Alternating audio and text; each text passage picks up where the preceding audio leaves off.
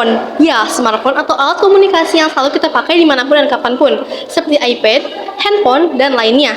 Namun, ada dampak negatif dan positif dari smartphone.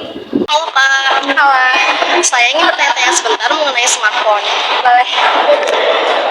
Dampak negatif apa saja dari smartphone? Dampak negatifnya itu bisa mempengaruhi sikap dan perilaku kita, tapi itu tergantung diri kita sendiri, karena itu baik lagi ke individu kita. Terus, apakah dampak positifnya lebih banyak dibandingkan dampak negatifnya? Lebih banyak dampak positif, karena kan di sini kita lagi hidup di zaman teknologi ya, dimana kita belajar, belanja, kayak gitu kan kebanyakannya menggunakan handphone. Jika dibandingkan ingin zaman sekarang yang teknologinya berkembang pesat atau dibandingkan zaman dahulu yang lebih lambat teknologinya? Zaman sekarang yang lebih banyak teknologinya. Terima kasih atas jawaban yang telah diberikan ya Kak. Ya, sama.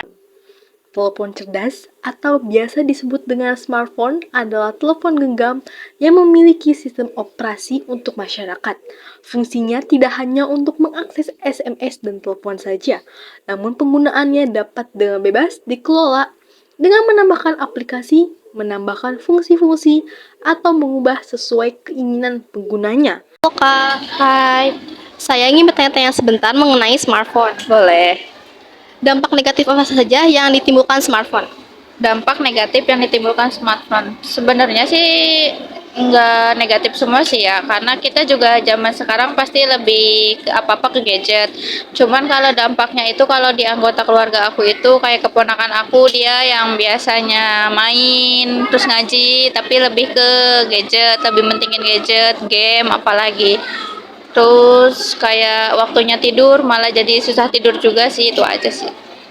Kalau dibandingkan positif sama negatifnya, lebih besar positif atau negatifnya?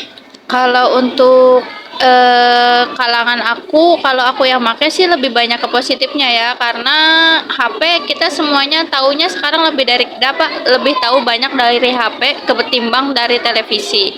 Dan untuk berita apapun pasti HP lebih update duluan sih. Terus kalau dibandingkan zaman sekarang sama zaman dulu, kakak lebih memilih zaman apa?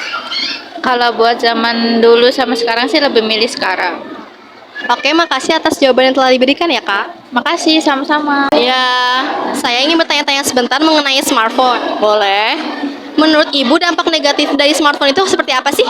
Dampak negatifnya itu ya, anak-anak biasanya lebih fokus belajar karena sekarang udah ada smartphone, jadi dia lebih cenderung ke handphone. Kalau dibandingkan dampak positif dan negatif, lebih besar dampak positif atau negatifnya? Betulnya lebih besar dampak positifnya sih. Kalau dibandingkan zaman dulu dan zaman sekarang, ibu memilih zaman apa? Zaman sekarang. Oke, terima kasih atas jawaban yang telah diberikan ya Bu. Ya.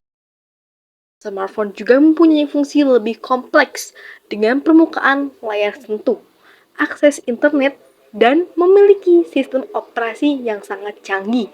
Smartphone juga mempunyai fungsi untuk mempermudah komunikasi, semisalnya ketika orang tua atau pihak keluarga akan menjemput anak ketika masih di sekolah, atau selesai melakukan kegiatan di luar sekolah, menambahkan pengetahuan mengenai perkembangan teknologi, dan memperluas jaringan persahabatan.